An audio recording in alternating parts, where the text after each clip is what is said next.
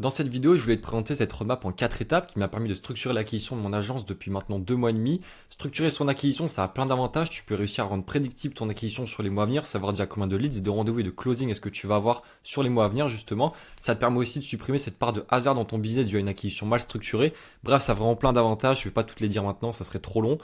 Donc si aujourd'hui tu as une agence ou alors que tu as un business à étiquette plus largement et que tu souhaites structurer ton acquisition pour réussir à avoir tous ces avantages, tu peux suivre ces 4 étapes dans cet ordre-là précisément. Juste avant, je vais mettre ça de côté pour que tu puisses mieux voir. Dans cette mind map, je t'ai donné plein de ressources qui me permettent de structurer mon acquisition au quotidien et je les ai depuis le début, ces ressources. Donc c'est vraiment extrêmement important d'avoir ces ressources pour pouvoir réussir à structurer son acquisition. C'est les liens en haut à droite à chaque fois ici. Donc c'est très important pour toi que tu puisses récupérer cette mind map et pour la récupérer, tu as 2 possibilités. Soit tu scannes ce QR code ou alors tu cliques sur le premier lien en description. C'est gratuit, c'est offert et sans engagement. Tu as un petit formulaire de 5 questions à remplir, ça va te prendre 10 secondes et ensuite je te l'enverrai directement sur WhatsApp pour que tu puisses avoir accès à toutes ces ressources. Commençons directement avec la première étape, ça va être de commencer à créer sa stratégie marketing. Avant même de parler de process, de SOP, de team, d'outils, de logiciels, etc. Il faut commencer par créer sa stratégie marketing. En fait, aujourd'hui, tu es dans une situation actuelle où tu as des problématiques, des frustrations, des limites, où tu n'es peut-être pas au niveau de chiffre d'affaires que tu voudrais. Et à côté de ça, tu as une situation désirée et rêvée vers laquelle tu as réussi à atteindre tes objectifs et tu as le niveau de chiffre d'affaires que tu veux. Et en fait, l'objectif de cette stratégie, c'est de faire le pont entre ces deux situations pour que tu puisses réussir à atteindre ta situation désirée et donc avoir un plan d'action étape par étape à mettre en place pour pouvoir réussir à atteindre cette situation désirée. C'est vraiment l'objectif de cette première partie. D'ailleurs, je t'ai mis le template ici qu'on utilise pour pouvoir créer les stratégies marketing de nos clients. Tu y as accès directement ici. Première chose à faire, ça va être de déterminer un objectif mensuel. Ça peut être soit un niveau de chiffre d'affaires, soit un nombre de ventes. Ensuite, cet objectif mensuel, il va falloir le décomposer en objectif hebdomadaire, puis en objectif journalier. C'est extrêmement important de réussir à décomposer ces objectifs sur un horizon de temps beaucoup plus court. Ça permet de rendre son objectif beaucoup plus palpable et beaucoup plus facilement atteignable.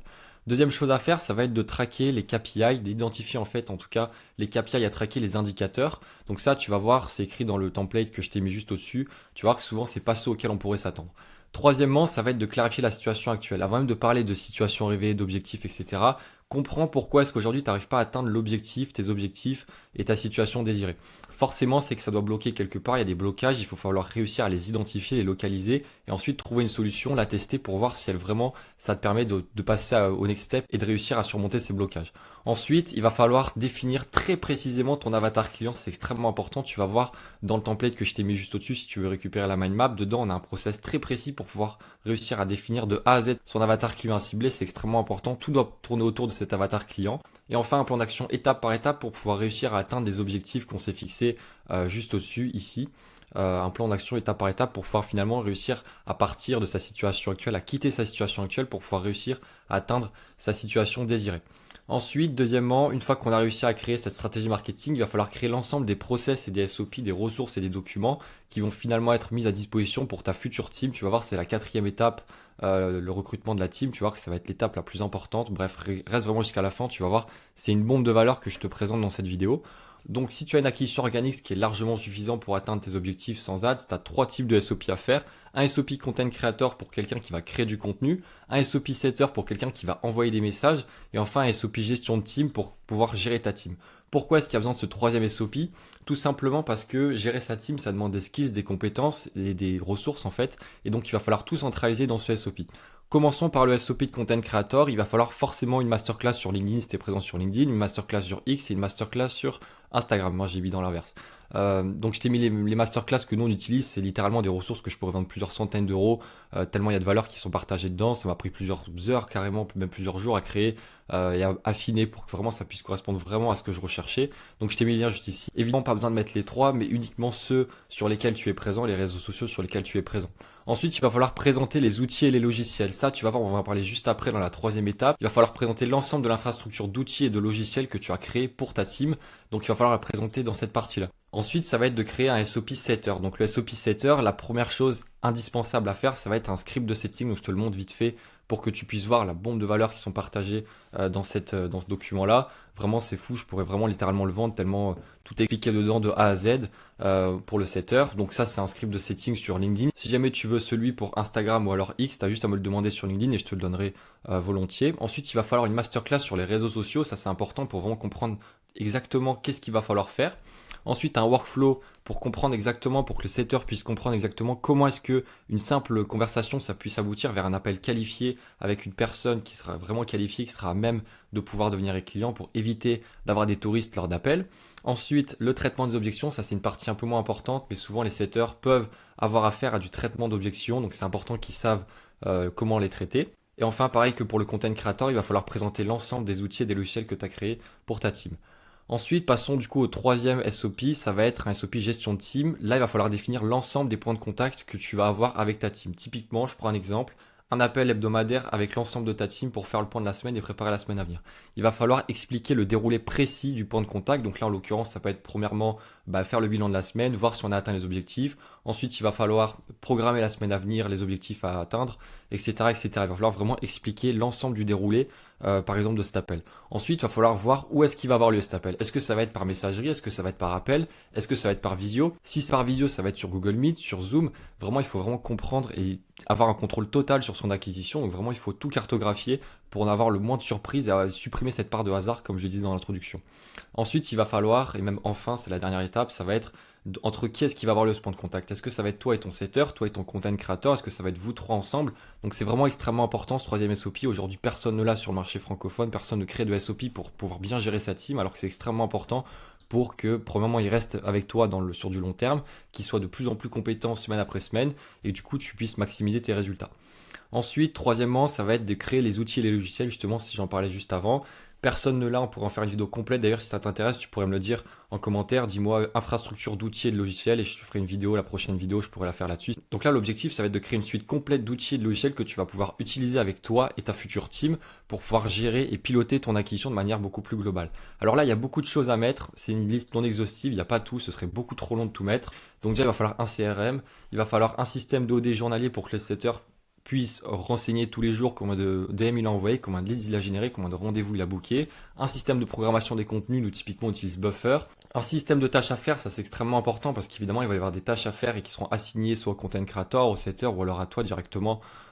Ça c'est extrêmement important. Ensuite, un système de vue globale pour que tu puisses traquer tes datas de manière beaucoup plus globale sur un horizon de temps beaucoup plus long et te dire ouais là je suis en baisse, là je suis en hausse, pourquoi, et comprendre vraiment de manière beaucoup plus globale pourquoi ça monte, pourquoi ça descend, tes stats ou quoi.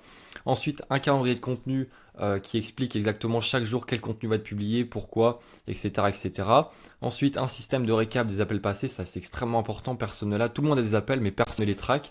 Typiquement, si ton appel est closé, tant mieux. Mais si jamais il n'est pas closé, pourquoi est-ce qu'il n'a pas été closé? Les points améliorés, les points forts, vraiment il faut tout traquer, notamment au niveau des appels, c'est extrêmement important. Et finalement, tout ça que je t'ai mis ici, même bien d'autres choses, il faut que ça se retranscrive en seulement deux choses que tu vas pouvoir mettre à disposition de ta team. Premièrement, un système de communication, donc nous typiquement on utilise Slack, mais ça peut être WhatsApp, Telegram, bref, c'est à toi de déterminer. Et ensuite un dashboard global, donc ça tu peux le faire soit sur Notion, soit sur Airtable. Alors je t'ai pas mis le lien, c'est volontaire, si jamais ça t'intéresse que je te présente le dashboard global sur Notion que nous on met à disposition de nos clients, eh ben, tu pourras me le dire aussi en commentaire et la prochaine vidéo je la ferai là-dessus.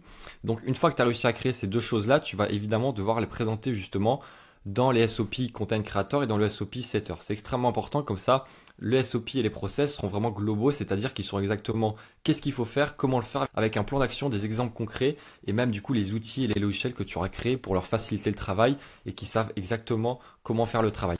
Ensuite, quatrièmement, ça va être de recruter ta team, évidemment, c'est clairement l'étape la plus importante. Pourquoi est-ce que c'est la plus importante? Parce que c'est la différence entre croître et scaler, c'est quelque chose que personne ne comprend aujourd'hui sur le marché francophone. J'en parlais plus en détail dans ma dernière vidéo sur YouTube. D'ailleurs, si ça t'intéresse, tu pourras aller la voir, elle est toujours disponible. Croître, c'est réussir à faire plus de chiffre d'affaires avec plus d'actions. Donc ça, tu peux le faire tout seul. Par contre, scaler, c'est réussir à faire plus de chiffre d'affaires avec moins. Donc c'est-à-dire soit en standardisant, en optimisant, en déléguant, en automatisant, bref, avec plein de choses. C'est vraiment extrêmement important d'être dans cette logique de scaler, non pas de croître, parce que croître, ça va te demander beaucoup de temps d'augmenter ton nombre d'actions au niveau marketing pour pouvoir améliorer ton acquisition, trouver plus de clients et faire plus de chiffre d'affaires, etc. Donc il faut vraiment être dans cette logique de scaler, et donc pour ça il va falloir que tu recrutes des A-players pour qu'ils s'occupent pour toi de ton acquisition. Alors l'erreur à ne pas faire, que beaucoup de gens font, que je vois encore beaucoup de gens faire, c'est vraiment de payer 3, 4, 5 000 euros par mois à des agences externes où tu vas pouvoir externaliser ton acquisition. Donc c'est-à-dire qu'elles vont créer du contenu, faire du setting à ta place, c'est très bien parce qu'elles vont tout faire à ta place. Par contre, premièrement ça coûte extrêmement cher, donc c'est pas le top quand tu débutes. Et deuxièmement, tu vas perdre le contrôle sur ton acquisition alors que c'est littéralement l'un des piliers et une des fondations sur lesquelles repose ton business. C'est extrêmement important d'internaliser ton acquisition dans ton activité et pour ça, il faut que tu recrutes des players sur lesquels tu vas pouvoir les contrôler et les piloter entre guillemets. Et donc si tu as une acquisition organique, tu vas avoir deux personnes à recruter. Premièrement, un content creator, donc quelqu'un qui va s'occuper de ta création de contenu, ou en tout cas qui va t'assister dessus. Et ensuite un setter, quelqu'un qui va pouvoir envoyer des messages à ta place. C'est extrêmement important d'avoir ces deux personnes-là dans ton acquisition pour avoir vraiment une infrastructure complète d'acquisition dans ton activité. L'objectif, ça va être de créer un pipeline sur lequel tu vas pouvoir faire rentrer 2, 3, 400, 500 personnes, des talents, des candidats, pour ensuite à la fin ne récolter que les 0,1% les plus performants, les plus pertinents à ta recherche. Comment est-ce qu'il va falloir faire? Évidemment, tu peux pas passer les appels avec toutes les personnes, sinon ça va être juste impossible. À passer 200-300 appels avec des candidats, tu vas juste perdre du temps. La première chose à faire, ça va être de filtrer. Filtrer, ça passe premièrement par détailler ta recherche, c'est-à-dire explique exactement qu'est-ce que tu attends de cette personne, les avantages que tu vas lui offrir, ce que tu vas lui mettre à disposition. C'est extrêmement important cette première étape. Ensuite, tu vas lui faire passer un formulaire de segmentation. Ici, je t'ai mis le lien vers le formulaire de segmentation qu'on utilise pour recruter le setter. Ce premier formulaire, il va servir à comprendre davantage le candidat que tu as en face de toi. Ensuite, la troisième chose à faire, ça va être de lui faire passer un formulaire de test technique. C'est très bien que la personne, sur le papier, elle corresponde à tes recherches. Par contre, il faut que dans la pratique, elle soit prête à faire le travail que tu vas lui demander. Ça va être le but de ce formulaire. Je t'ai mis pareil le lien juste ici. Là, ça va être de lui faire passer des tests pratiques et techniques sur des choses que typiquement tu pourrais lui demander si jamais vous venez à travailler ensemble. Ensuite, il va falloir passer des appels one-to-one avec les candidats qui restent. Donc en général, il en reste entre 20 et 30. Comme ça, tu pourras passer des appels de 10 minutes avec chacun d'entre eux pour comprendre à peu près leur situation, leurs besoins, etc. Et après, tu pourras du coup faire le meilleur choix en fonction du feeling et de ton sentiment vis-à-vis de chacun des candidats. Donc voilà, c'est vraiment extrêmement important de réussir à mettre en place ce pipeline. Ça te permet d'avoir du volume tout en réussissant à filtrer chacune des étapes et donc à la fin de réussir à récolter le 0,1% des personnes les plus performantes, les plus pertinentes à ta recherche. C'est tout pour cette vidéo. Là, je t'ai vraiment mis les 4 grandes étapes pour pouvoir réussir à structurer ton acquisition. C'est extrêmement important que tu réussisses à les suivre dans cet ordre-là. Typiquement, tu peux pas commencer à recruter une team si tu n'as pas d'abord créé les SOP. Sinon, cette team, tu vas la recruter, c'est très bien, mais tu n'auras rien pour la former, ce qui fait qu'elle va mal faire le travail. Tu vas juste perdre de l'argent, du temps et de l'énergie, tu vois. Ça te sert à rien. Donc si jamais vraiment tu veux récolter un maximum de valeur de cette vidéo, c'est très simple, tu peux récupérer cette mind map, dedans il y a toutes les ressources que je t'ai montrées, et même je t'ai pas tout montré parce que je voulais pas que ça te prenne trop de temps cette vidéo. Tu peux soit scanner ce QR code, soit cliquer sur le premier lien en description, il y a un petit formulaire de 5 questions à remplir, ça te prend 10 secondes à remplir, et ensuite je te l'enverrai directement sur WhatsApp, la mind map, et comme ça tu pourras récolter toutes ces ressources pour toi aussi réussir à structurer ton acquisition dans ton agence, dans ton business à étiquette,